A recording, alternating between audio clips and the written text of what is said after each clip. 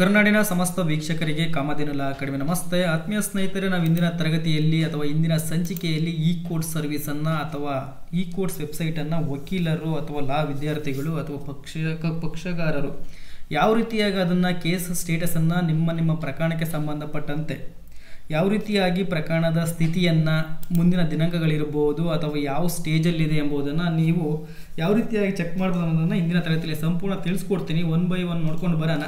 First ನೀವು ಅದನ್ನು ನಿಮ್ಮ ಮೊಬೈಲ್ನಲ್ಲಿ ಪ್ಲೇಸ್ಟೋರ್ ಅಪ್ಲಿಕೇಶನಿಂದ ಇ ಕೋರ್ಟ್ಸ್ ಸರ್ವಿಸನ್ನು ಸರ್ಚ್ ಮಾಡಿ, ಅದನ್ನ ಮೊಬೈಲ್ ಅಪ್ಲಿಕೇಶನ್ಸ್ ಇದೆ ಅದನ್ನು ಡೌನ್ಲೋಡ್ ಮಾಡ್ಕೋಬೋದು. ಇಲ್ಲ ಅಂತ ಅಂದರೆ ನೀವು ಈ ವೆಬ್ಸೈಟ್ ಅಂತ ಈ ಗೂಗಲ್ ಅಥವಾ ಕ್ರೋಮಲ್ಲಿ ಹೋಗ್ಬಿಟ್ಟು ನೀವು ಇ ಕೋರ್ಟ್ಸ್ ಅಂತ ಸರ್ಚ್ ಮಾಡಿದರೆ ವೆಬ್ಸೈಟ್ ಓಪನ್ ಆಗುತ್ತೆ. ಆತ್ಮೀಯ ಸ್ನೇಹಿತರೆ, ಆ ವೆಬ್ಸೈಟ್ ಮೇಲೆ ಕ್ಲಿಕ್ ಮಾಡಿ ನೋಡಿ, ನಿಮಗೆ ಕೇಸ್ ನಂಬರ್ CNR ನಂಬರ್ ಕಾಣಿಸ್ತಿದೆ, ಕೇಸ್ ಸ್ಟೇಟಸ್ ಕಾಣಿಸ್ತಿದೆ, ಅದೇ ರೀತಿಯಾಗಿ ಕೋರ್ಟ್ ಆರ್ಡರ್ಸನ್ನು ನೋಡ್ತಿದ್ದೀರಾ, ಅದೇ ರೀತಿಯಾಗಿ ಕಾಸ್ ಲಿಸ್ಟ್ ಕಾಣಿಸ್ತಿದೆ, ಕೆವಿಟ್ ಸರ್ಚ್ ಕಾಣುತ್ತಿದೆ, ಲೊಕೇಶನ್ಸ್ ಕಾಣುತ್ತಿದೆ, ಅದೇ ರೀತಿಯಾಗಿ ಹೋಮ್ ಬಟನ್ ಇದೆ, ಈ ಕಮಿಟಿ ಇದೆ, Supreme Court, High Court, district court, NG, DG, ಕಾಂಟ್ಯಾಕ್ಟಿವ್ಸ್.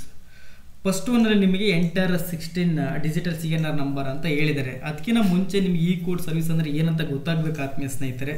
ಅರ್ಥ ಮಾಡ್ಕೊಳ್ಳಿ, ನಿಮ್ಮ ಎಲ್ಲ ಪ್ರಕರಣದ ಸ್ಥಿತಿಯನ್ನು ನಿಮ್ಮ ಕೈಯಲ್ಲಿ 24/7 ಲಭ್ಯವಿದೆ ಎಂದು ನೀವೆಂದೂ ಕೂಡ ಕನಸು ಕಂಡಿರಲಿಲ್ಲ.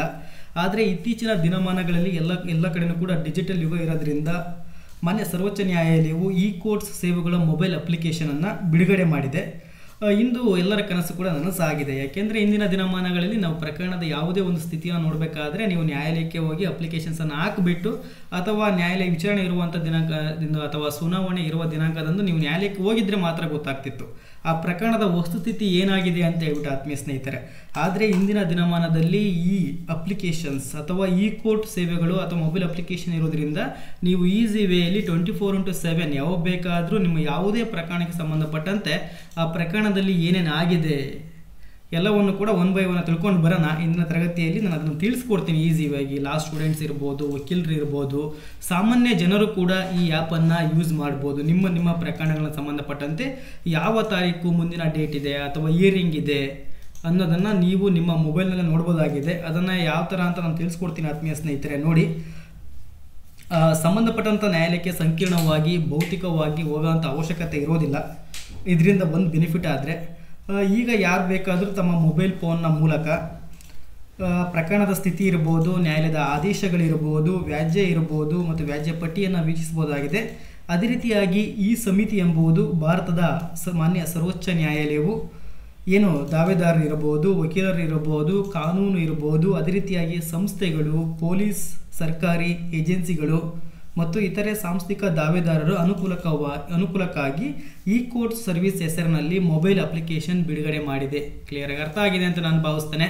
ಈ ಅಪ್ಲಿಕೇಶನ್ಸನ್ನು ಯಾಕೆ ಬಿಡುಗಡೆ ಮಾಡಿದ್ದಾರೆ ಅಂದರೆ ಪಕ್ಷಗಾರರಿಗೆ ಇರ್ಬೋದು, ವಕೀಲರಿಗೆ, ಇತರೆ ಸಂಸ್ಥೆಗಳಾದಂತಹ ಪೊಲೀಸ್ ಇರ್ಬೋದು, ಸರ್ಕಾರಿ ಏಜೆನ್ಸಿಗಳು ಮತ್ತು ಇತರೆ ಸಾಂಸ್ಥಿಕ ದಾವೆದಾರರಿಗೆ ಅನುಕೂಲವಾಗಲಿ ಅಂತ ಹೇಳಿಬಿಟ್ಟು ಈ ಸಮಿತಿಯವರು ಭಾರತದ ಮಾನ್ಯ ಸರ್ವೋಚ್ಚ ನ್ಯಾಯಾಲಯವು ಈ ಹೆಸರಿನಲ್ಲಿ ಇ ಕೋರ್ಟ್ ಸರ್ವಿಸ್ ಹೆಸರಿನಲ್ಲಿ ಮೊಬೈಲ್ ಅಪ್ಲಿಕೇಶನನ್ನು ಬಿಡುಗಡೆ ಮಾಡಿದೆ. ಆತ್ಮೀಯ ಸ್ನೇಹಿತರೆ, ಈ ಮೊಬೈಲ್ ಅಪ್ಲಿಕೇಶನಲ್ಲಿ ನೀವು ಯಾವ ನಂಬರ್ಗಳ ಮುಖಾಂತರ ನಿಮ್ಮ ಪ್ರಕರಣವನ್ನು ತಿಳ್ಕೋಬಹುದು ಅನ್ನೋದಾದರೆ ಈ ಮೊಬೈಲ್ ಅಪ್ಲಿಕೇಶನ್ಸಲ್ಲಿ ನೀವು CNR ನಂಬರ್ ಮೀನ್ಸ್ ಫಸ್ಟ್ ಒಂದು ಕಾಣ್ತಿದೆ ಅಲ್ಲ ನಿಮಗೆ ಇಲ್ಲಿ, CNR means case number record ಅಂತ ಕರಿತೀವಿ ಆತ್ಮೀಯ ಸ್ನೇಹಿತರೆ.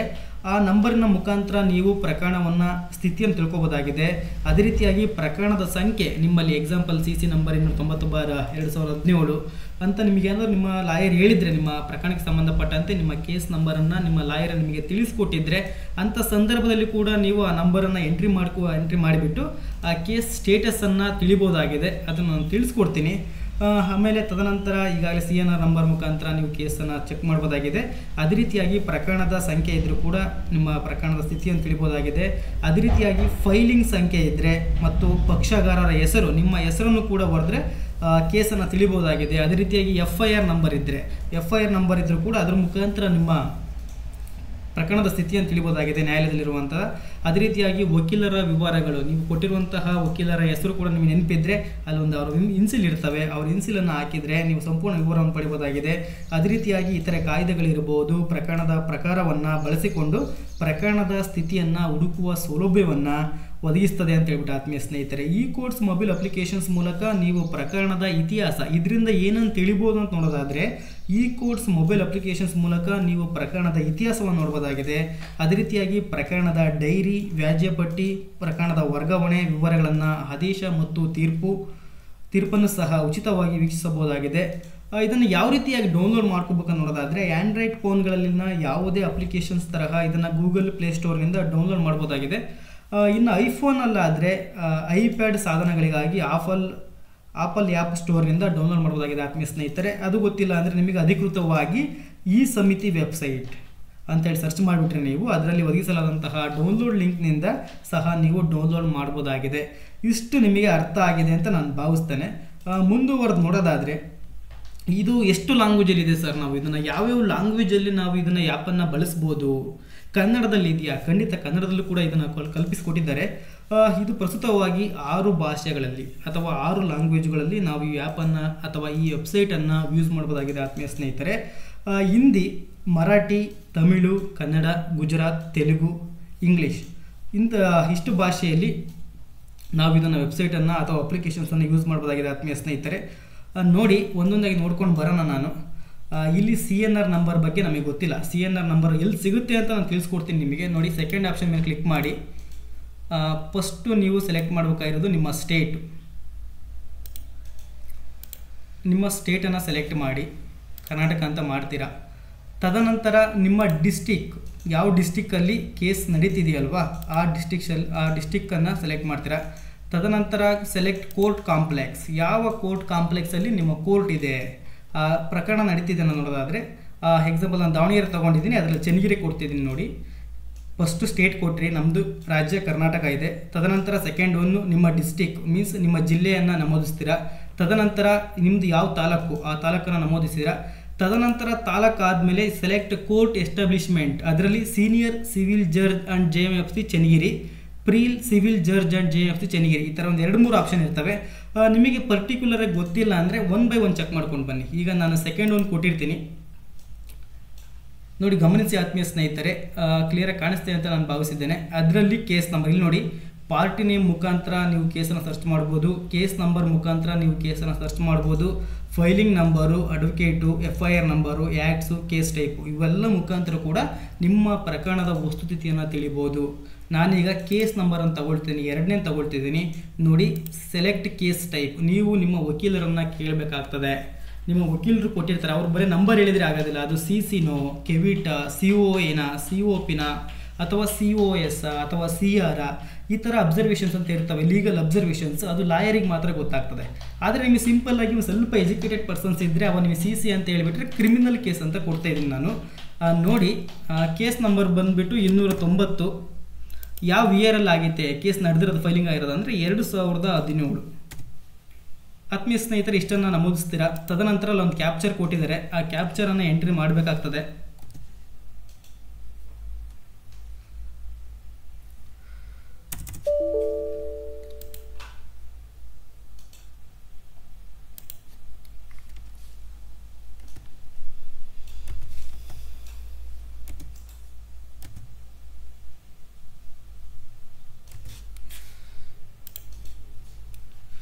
ನೋಡಿ ಆತ್ಮೀಯ ಸ್ನೇಹಿತರೆ, ಕ್ಯಾಪ್ಚರ್ ಕೊಟ್ಟಿದ್ದೀವಿ. ನೋಡಿ, ಇಲ್ಲಿ ಫಸ್ಟ್ ಒಂದು ಕೇಸ್ ಟೈಪನ್ನು ಕೊಟ್ಟಿವಿ, ಯಾವ ಕ್ರಿಮಿನಲ್ ಕೇಸ್ ಅಂತ ಹೇಳ್ಬಿಟ್ಟು. ಕೇಸ್ ನಂಬರ್ ಬಂದುಬಿಟ್ಟು 290, 2017 ನಡೆದಿರುವಂಥ ಒಂದು ಕೇಸ್ ಇದು ಪ್ರಕರಣ ಆತ್ಮೀಯ ಸ್ನೇಹಿತರೆ. ಕ್ಯಾಪ್ಚರ್ ಕೊಟ್ಟಿದ್ರು, ಕ್ಯಾಪ್ಚರನ್ನು ಎಂಟ್ರಿ ಮಾಡಿದ್ವಿ.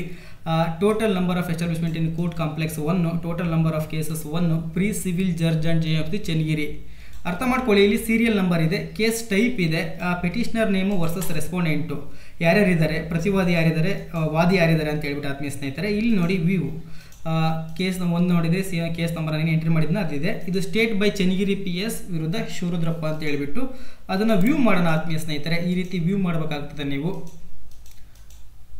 ತದನಂತರವಾಗಿ ನೋಡಿ, ಫುಲ್ ಡೀಟೇಲ್ಸಾಗಿ ಕೊಟ್ಟಿದ್ದಾರೆ ಅವರು. ನೋಡಿ, ಫೈಲಿಂಗ್ ನಂಬರು 290/2017, ಫೈಲಿಂಗ್ ಡೇಟ್ ಬಂದುಬಿಟ್ಟು 24/7/2017 ಇದು ಕೇಸ್ ಫೈಲ್ ಆಗಿರ್ತದೆ.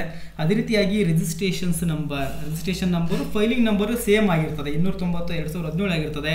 ಅದೇ ರೀತಿಯಾಗಿ ರಿಜಿಸ್ಟ್ರೇಷನ್ಸ್ ಡೇಟು 24/7/2017. ಇಲ್ಲಿ ಫೈಲಿಂಗ್ ನಂಬರು ರಿಜಿಸ್ಟ್ರೇಷನ್ ನಂಬರ್ ಒಂದೇ ಸೇಮ್ ಆಗಿರ್ತದೆ. ಫೈಲಿಂಗ್ ನಂಬರು ಮತ್ತು ರಿಜಿಸ್ಟ್ರೇಷನ್ ನಂಬರು ಕೂಡ ಸೇಮ್ ಡೇಟ್ ಆಗಿರ್ತದೆ ಅಂತ ಹೇಳ್ಬಿಟ್ಟು ಆತ್ಮೀಯ ಸ್ನೇಹಿತರೆ, ನಾನು ಮೊದಲೇ ನಿಮಗೆ ಒಂದು ಇಮೇಜ್ ಕಾಣಿಸ್ತು. CNR ನಂಬರ್ ಎಂಟ್ರಿ ಮಾಡಿ, ಅದು 16 ಡಿಜಿಟಲ್ ಇರ್ತದೆ. ಕ್ಲಿಯರಾಗಿ ಅರ್ಥ ಮಾಡ್ಕೊಳ್ಳಿ.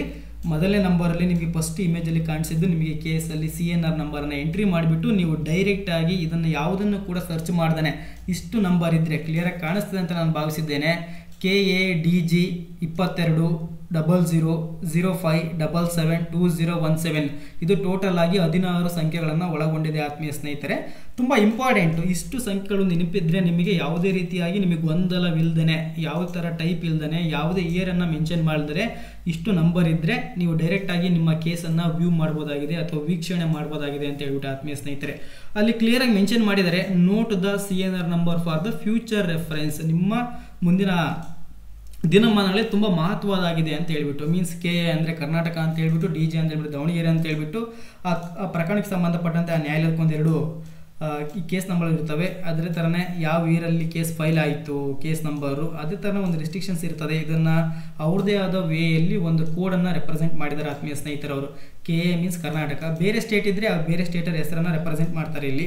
ಅದೇ ರೀತಿಯಾಗಿ DG ಮೀನ್ಸ್ ಅಂದರೆ ದಾವಣಗೆರೆ ಡಿಸ್ಟಿಕಲ್ಲಿ ಆಗಿರೋ ಕೋರ್ಟ್ ಇದೆ, ದಾವಣಗೆರೆ ಡಿಸ್ಟಿಕಲ್ಲಿ ದಾವೆ ಇರೋದ್ರಿಂದ DG ಅಂತ ಮೆನ್ಷನ್ ಮಾಡಿದ್ದಾರೆ. ಇದು ನ್ಯಾಯಾಲಯದ ಹೆಸರುಗಳ ಸಂಖ್ಯೆ ಇರ್ಬೋದು, ಮತ್ತೊಂದು ಮಗದಂತ ಅವ್ರು ನಮೂದು ಮಾಡಿದ್ದಾರೆ. ಟೋಟಲ್ ಆಗಿ 16 ಸಂಖ್ಯೆಗಳನ್ನು ಒಳಗೊಂಡಿರ್ತದೆ. ಅರ್ಥ ಆಗಿದೆ ಅಂತ ನಾನು ಭಾವಿಸ್ತೇನೆ. ನೋಡಿ, ಮುಂದುವರೆದು ಗಮನಿಸಬೇಕಾಗಿದ್ದು ನೀವು ಫಸ್ಟ್ ಇಯರಿಂಗ್ ಡೇಟ್ ಕ್ಲಿಯರಾಗಿ ಅರ್ಥ ಮಾಡ್ಕೊಳ್ಳಿ. ಫಸ್ಟ್ ಇಯರಿಂಗ್ ಡೇಟಲ್ಲಿ 28 ಅಕ್ಟೋಬರ್ 2017 ಅಥವಾ 2017 ಫಸ್ಟ್ ಇಯರಿಂಗ್ ಆಗಿದೆ ಇದು. ತದನಂತರ ನೆಕ್ಸ್ಟ್ ಇಯರಿಂಗ್ ಡೇಟು 28 ಜುಲೈ 2025 ಈ ತಿಂಗಳಲ್ಲಿ 20ನೇ ತಾರೀಕು ಮತ್ತೆ ಇದು ಡೇಟ್ ಇದೆ ಆತ್ಮೀಯ ಸ್ನೇಹಿತರೆ. ಕೇಸ್ ಸ್ಟೇಜ್ ಬಂದುಬಿಟ್ಟು ಎವಿಡೆನ್ಸ್ ಕ್ರಿಮಿನಲ್. ತುಂಬ ಇಂಪಾರ್ಟೆಂಟು, ನೀವು ಇಷ್ಟನ್ನು ಅಬ್ಸರ್ವ್ ಮಾಡಿದ್ರೆ ಸಾಕಿದ್ರಲ್ಲಿ. ಕೇಸ್ ಸ್ಟೇಟಸ್ ಬಂದುಬಿಟ್ಟು 28 ಅಕ್ಟೋಬರ್ 2017 ಫಸ್ಟ್ ಇಯರಿಂಗ್ ಆಗಿದೆ. ತದನಂತರ ಪ್ರೆಸೆಂಟ್ ನಿಮಗೆ ನೆಕ್ಸ್ಟ್ ಇಯರಿಂಗ್ ಬಂದುಬಿಟ್ಟು 28/7/2025 ಕೇಸ್ ಸ್ಟೇಜ್ ಬಂದುಬಿಟ್ಟು ಎವಿಡೆನ್ಸ್ ಕ್ರಿಮಿನಲ್, ಸಾಕ್ಷಿಗೆ ವಿಚಾರಣೆ ಇದೆ ಅಂತ ಹೇಳ್ಬಿಟ್ಟು. ಕೋರ್ಟ್ ನಂಬರ್ ಆ್ಯಂಡ್ ಜಡ್ಜ್ ನೋಡಿ, ಕೋರ್ಟ್ ನಂಬರ್ ಆ್ಯಂಡ್ ಜಡ್ಜ್ ನೋಡೋದಾದರೆ 659 court number, first additional civil judge and JMFC Channagiri. ಅರ್ಥ ಆಗಿದೆ ಅಂತ ನಾನು ಭಾವಿಸ್ತೇನೆ. ಮುಂದುವರೆದು ಗಮನಿಸಿ, ಪೆಟಿಷನರ್ ಆ್ಯಂಡ್ ಅಡ್ವೊಕೇಟ್ ಯಾರಿದ್ದಾರೆ? ಪೆಟಿಷನರ್ ಆ್ಯಂಡ್ ಅಡ್ವೊಕೇಟ್ ನೋಡೋದಾದರೆ ಪೆಟಿಷನರ್ ಬಂದುಬಿಟ್ಟು ಸ್ಟೇಟ್ ಬೈ ಚನ್ನಗಿರಿ PS ಇದೆ. ರೆಸ್ಪಾಂಡೆಂಟ್ ಆ್ಯಂಡ್ ಅಡ್ವೊಕೇಟ್ ಬಂದುಬಿಟ್ಟು ಶಿವರುದ್ರಪ್ಪ ಶಿವರಾಜ್ ಅಂತ ಹೇಳ್ಬಿಟ್ಟು ಇವರಿಬ್ಬರ ಮೇಲೆ ಕೇಸ್ ಆಗಿದೆ ಅಂತ ಹೇಳ್ಬಿಟ್ಟು. ಯಾವ ಕಾಯ್ದೆ ಅಡಿಯಲ್ಲಿ ಯಾವ ಸೆಕ್ಷನ್ ಅಂಡರಲ್ಲಿ ಕೇಸ್ ಫೈಲ್ ಆಗಿದೆ ನೋಡೋದಾದರೆ ನೋಡಿ, ಆ್ಯಕ್ಟ್ಸ್ ಕೂಡ ಮೆನ್ಷನ್ ಮಾಡಿದ್ದಾರೆ ಅವರು. IPC ಇಂಡಿಯನ್ ಫಿನಲ್ ಕೋಡ್ ಅಂಡರಲ್ಲಿ ಸೆಕ್ಷನ್ ಬಂದುಬಿಟ್ಟು 504, 353, 34 ಮೀನ್ಸ್ 34 ಮೀನ್ಸ್ ಕಾಮನ್ ಇಂಟೆನ್ಷನ್ ಬಗ್ಗೆ ಹೇಳ್ತದೆ. 353 ಬಗ್ಗೆ ಏನು ಹೇಳ್ತದೆ ಅಂದರೆ IPC ಸೆಕ್ಷನ್ಸ್ 353 ನಿಮಗೆ ಸಾರ್ವಜನಿಕ ಸರ್ಕಾರಿ ನೌಕರನಿಗೆ ಸರ್ಕಾರಿ ವ್ಯಕ್ತಿಯನ್ನು ಸರ್ಕಾರಿ ಅಧಿಕಾರಿಗೆ ಅವರ ಕಾರ್ಯವನ್ನು ನಿರ್ವಹಿಸಲು ಅಡಚಣೆಯನ್ನು ಉಂಟು ಮಾಡಿದರು ಅಂತ ಹೇಳ್ಬಿಟ್ಟು 353 ಹೇಳುತ್ತೆ. 34 ಕಾಮನ್ ಇಂಟೆನ್ಷನ್ಸ್ ಬಗ್ಗೆ ಹೇಳ್ತದೆ. ಅದೇ ರೀತಿಯಾಗಿ 504 ಸಮಾಜದ ಶಾಂತಿಯನ್ನು ಹದಗೆಡಿಸ್ಲಿಕ್ಕೆ ಮಾಡಿದ್ರು ಅಂತ ಹೇಳ್ಬಿಟ್ಟು ಒಂದು ಹೇಳ್ತದೆ ಆತ್ಮೀಯ ಸ್ನೇಹಿತರೆ. ಅವನ್ನ ನೀವು ಅಬ್ಸರ್ವ್ ಮಾಡಬೇಕಾಗ್ತದೆ. ಪ್ರತಿಯೊಂದು ಸೆಕ್ಷನ್ಸ್ ಕೂಡ ನೀವು ಅಬ್ಸರ್ವ್ ಮಾಡಬೇಕಾಗ್ತದೆ.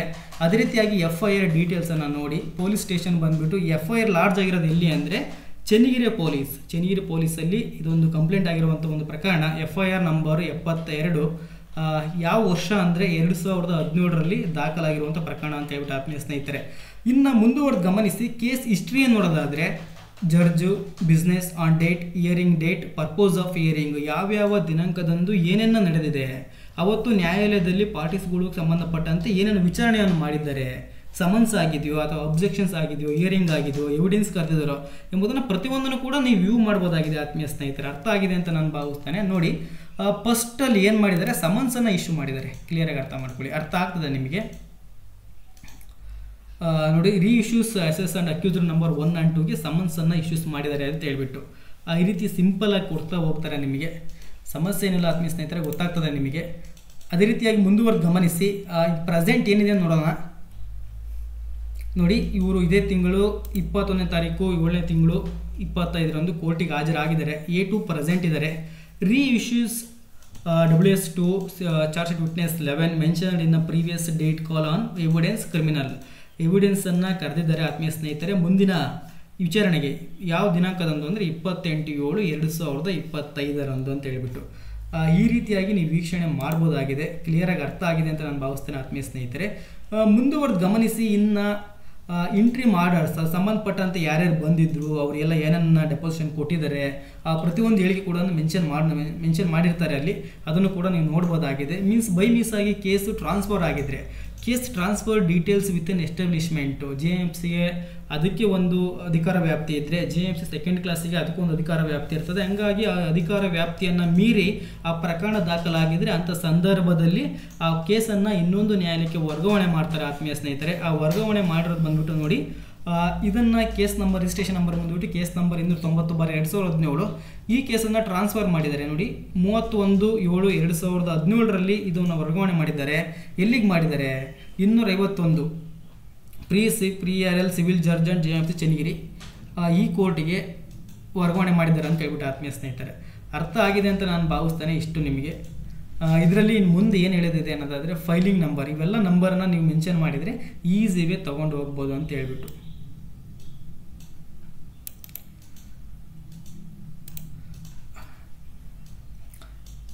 CNR ನಂಬರ್ ಚೆಕ್ ಮಾಡೋಣ ಆತ್ಮೀಯ ಸ್ನೇಹಿತರೆ. ನೋಡಿ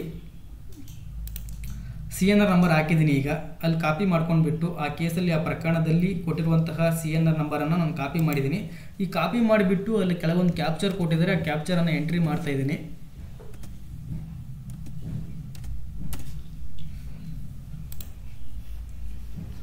ನೋಡಿ ನಾನು ಹೇಳ್ದ ಹಾಗೇ ಆ CNR ನಂಬರ್ ಇದ್ದರೆ ನಿಮಗೆ ಕೇಸು ಈಸಿಯಾಗಿ ಓಪನ್ ಆಗ್ತದೆ. ಅದು 16 ಸಂಖ್ಯೆಯನ್ನು ಹೊಂದಿರ್ತದೆ ಅಂತ ನಾನು ಈಗಾಗಲೇ ಹೇಳಿದ್ದೇನೆ. ನೋಡಿ ಆ CNR ನಂಬರ್ ಇದ್ದರೆ ನೀವು ಡೈರೆಕ್ಟಾಗಿ ನಿಮ್ಗೆ ಯಾವ ಥರದ ಪ್ರಾಬ್ಲಮ್ ಆಗೋದಿಲ್ಲ, ನೀವೇನು ಕೂಡ ಎಂಟ್ರಿ ಮಾಡೋ ಅವಶ್ಯಕತೆ ಇರೋದಿಲ್ಲ. ಡೈರೆಕ್ಟಾಗಿ ನಿಮ್ಮ ಕೇಸು ಓಪನ್ ಆಗ್ತದೆ. ಕಾಣಿಸ್ತಿದೆ ಅಂತ ನಾನು ಭಾವಿಸ್ತೇನೆ ಆತ್ಮೀಯ ಸ್ನೇಹಿತರೆ ನಿಮ್ಮೆಲ್ಲರಿಗೂ ಕೂಡ. ಓಕೆ, ಇದು ಒಂದು ಕ್ಲಿಯರ್ ಆಯಿತು. CNR ನಂಬರ್ ನೋಡಿ ಕೇಸನ್ನು ನೋಡೋದನ್ನು ಹೇಳ್ಕೊಟ್ಟಿದ್ದೀನಿ. ಅದೇ ರೀತಿಯಾಗಿ ಕೇಸ್ ಸ್ಟೇಟಸನ್ನು ಯಾವ ರೀತಿಯಾಗಿ ನೋಡಬೇಕು ಅನ್ನೋದು ತಿಳಿಸ್ಕೊಟ್ಟಿದ್ದೇನೆ. ಅದೇ ರೀತಿಯಾಗಿ ಕೋರ್ಟ್ ಆರ್ಡರ್ಸ್ ಇರ್ಬೋದು, ಕಾಸ್ ಲೀಸ್ಟ್ ಇರ್ಬೋದು, ಕಿವಿಟ್ ಸರ್ಚ್ ಇರ್ಬೋದು. 1 by 1 ನೋಡೋದಾದರೆ ನೋಡಿ ಆತ್ಮೀಯ ಸ್ನೇಹಿತರೆ, ನೆಕ್ಸ್ಟ್ ಇನ್ನು ಅಡ್ವೊಕೇಟಲ್ಲಿ ನೋಡೋದಾದರೆ ನೀವು ಅಡ್ವೊಕೇಟ್ ನೋಡೋದಾದರೆ ಬಾರ್ ಕೋಡ್ ಇದ್ರೆ ಇರ್ಬೋದು, ಡೇಟ್ ಕೇಸ್ ಲೀಸ್ಟ್ ಇದ್ರೆ ನೋಡ್ಬೋದಾಗಿದೆ. ಅಡ್ವೊಕೇಟನ್ನು ನೋಡೋಣ, ಯಾವುದಾದ್ರು ಒಂದೆರಡು ಇನ್ಸಿಲ್ ಹೊಡೆಯೋಣ. ನೋಡಿ ನಾನು OMR ಅಂತ ಕೊಟ್ಟಿದ್ದೀನಿ. ಇಲ್ಲಿ ಕೂಡ ಕ್ಯಾಪ್ಚರನ್ನು ಕೊಟ್ಟಿದ್ದಾರೆ. ಆ ಕ್ಯಾಪ್ಚರನ್ನು ಎಂಟರ್ ಮಾಡಿ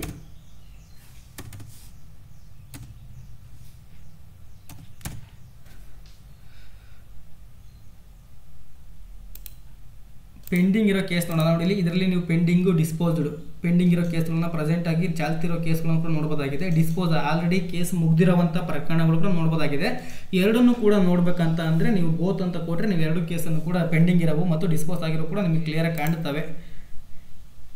ನೋಡಿ ನಾನು ನಂಬರ್ ಕೊಟ್ಟಿದ್ದೆ, ಅದರಲ್ಲಿ ಫುಲ್ ಡೀಟೇಲಾಗಿ ಓಪನ್ ಆಗಿದೆ, ಯಾವ ಕೇಸು ಏನಂತ ಹೇಳ್ಬಿಟ್ಟು.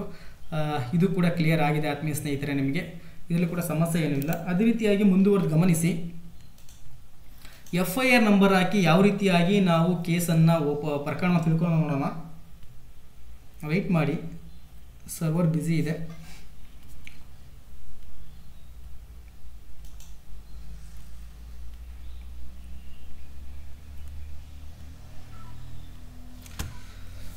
ನೋಡಿ ಸ್ಟೇಷನ್, ನೀವು ಪೊಲೀಸ್ ಸ್ಟೇಷನ್ ಇದೆಯಲ್ಲ ಅದನ್ನು ಸೆಲೆಕ್ಟ್ ಮಾಡಬೇಕಾಗ್ತದೆ.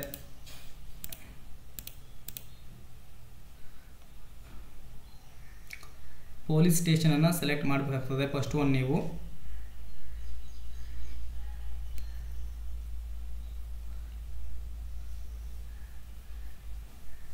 ನೋಡಿ ನಾನು ಚನ್ನಗಿರಿ PS ಅಂತ ಕೊಟ್ಟಿದ್ದೀನಿ.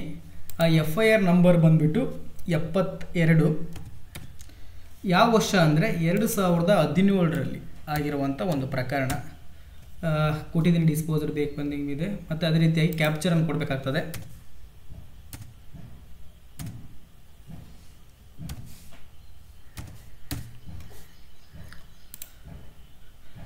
ನೋಡಿ ಆತ್ಮೀಯ ಸ್ನೇಹಿತರೆ, ಇಲ್ಲಿ ಕೂಡ ನಾನು ನಿಮಗೆ FIR ನಂಬರ್ ಹಾಕಿ ಯಾವ ರೀತಿಯಾಗಿ ಕೇಸನ್ನು ಓಪನ್ ಮಾಡಬೇಕು ಅಂತ ತಿಳಿಸ್ಕೊಟ್ಟಿದ್ದೇನೆ. ಈಗಾಗಲೇ ಪಾರ್ಟಿ ನೇಮನ್ನು ಕೂಡ ನೀವು ಯೂಸ್ ಮಾಡಿಬಿಟ್ಟು ಕೇಸನ್ನು ಪ್ರಕರಣವನ್ನು ವ್ಯೂ ಮಾಡ್ಬೋದಾಗಿದೆ. ಅದೇ ರೀತಿಯಾಗಿ ಕೇಸ್ ನಂಬರ್ ಇದ್ದರೆ ಈ ಡೈರೆಕ್ಟಾಗಿ ಕೇಸ್ ನಂಬರನ್ನು ಹಾಕೋದ್ರ ಮುಖಾಂತರ ಮೆನ್ಷನ್ ಮಾಡಿಬಿಟ್ಟು ನೀವು ಪ್ರಕರಣವನ್ನು ವೀಕ್ಷಿಸಬಹುದಾಗಿದೆ. ಅದೇ ರೀತಿಯಾಗಿ ಫೈಲಿಂಗ್ ನಂಬರ್ ಇದ್ದರೆ ಆ ಕೇಸನ್ನು ಯಾವ ದಿನಕದಂದು ಫೈಲಿಂಗ್ ಮಾಡಿರ್ತಾರಲ್ವ ಆ ಫೈಲಿಂಗ್ ನಂಬರ್ ಇದ್ದರೂ ಕೂಡ ನೀವು ಫೈಲನ್ನು ನಿಮ್ಮ ಪ್ರಕರಣವನ್ನು ವೀಕ್ಷಣೆ ಮಾಡ್ಬೋದಾಗಿದೆ. ಅದೇ ರೀತಿಯಾಗಿ ಅಡ್ವೊಕೇಟ್ ನೇಮ್ ಇದ್ದರೆ ಆ ನೇಮ್ಗಳನ್ನು ಹಾಕಿಬಿಟ್ಟು ನೀವು ಕೇಸನ್ನು ವೀಕ್ಷಣೆ ಮಾಡ್ಬೋದು ಅಂತ ಹೇಳ್ಬಿಟ್ಟು ಆತ್ಮೀಯ ಸ್ನೇಹಿತರೆ ಅರ್ಥ ಆಗಿದೆ ಅಂತ ನಾನು ಭಾವಿಸ್ತೇನೆ. ಮುಂದುವರೆದು ಗಮನಿಸಿ. ಈ ಕೋರ್ಸ್ ಸರ್ವಿಸ್ ಆ್ಯಪನ್ನು ಇಷ್ಟು ಯೂಸ್ ಮಾಡಲಿಕ್ಕೆ ಬಂದರೆ ಸಮಸ್ಯೆ ಏನಿಲ್ಲ ಅಂತ ಹೇಳ್ಬಿಟ್ಟು ಆತ್ಮೀಯ ಸ್ನೇಹಿತರೆ ಮುಂದುವರೆದು ನೋಡೋದಾದರೆ ಕೋರ್ಟ್ ನೇಮು ಯಾವ ದಿನಾಂಕದಂದು ಎಷ್ಟೆಷ್ಟು ಕೇಸ್ ಇದಾವೆ ಅಂತ ನೋಡ್ಕೊಂಬರೋಣ. ಎಲ್ಲಿ ಜಡ್ಜ್ ಯಾರಿದ್ದೀರಾ ನೋಡಿರಿ, ಇಲ್ಲಿ 497 ಇದೆ ಶ್ರೀಮತಿ ಮಹಾಲಕ್ಷ್ಮಿ ನೋಡಿ. ಕೋರ್ಟ್ ನಂಬರ್ ಬಂದುಬಿಟ್ಟು 659 Shrimati Mahalakshmi first additional civil judge and JMC Channagiri ಅಂತಿದೆ. ಈ ಕೋರ್ಟಲ್ಲಿ ದಿನಾಂಕ ಇವತ್ತು ಎಷ್ಟು ಅಂದರೆ ಇವತ್ತು 24. ಇವತ್ತಿನ ನೋಡ್ಕೊಂಡು ಬರೋಣ ಎಷ್ಟು ಕೋರ್ಟ್ ಇದೆ ಅಂತ ಹೇಳ್ಬಿಟ್ಟು, ಇವತ್ತು ಎಷ್ಟು ಡೇಟ್ಗಳಿದ್ದಾವೆ ಅಂತ ಹೇಳ್ಬಿಟ್ಟು ನೋಡಿ. 3 ಕ್ಯಾಪ್ಚರ್ನ ಎಂಟ್ರಿ ಮಾಡ್ತಾ ಇದ್ದೀನಿ.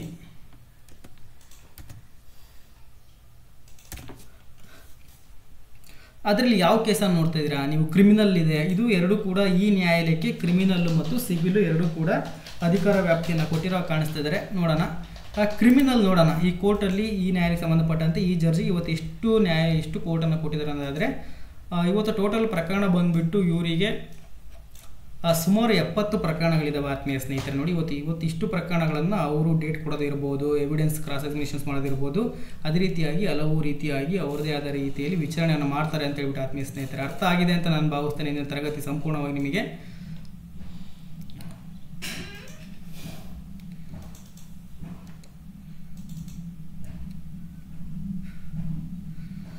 ಎಲ್ಲರಿಗೂ ಶುಭವಾಗಲಿ. ಸಿರಿಗನ್ನಡಂ ಗೆಲಿಗೆ ಸಿರಿಗನ್ನಡಂ ಬಾಳಿಗೆ.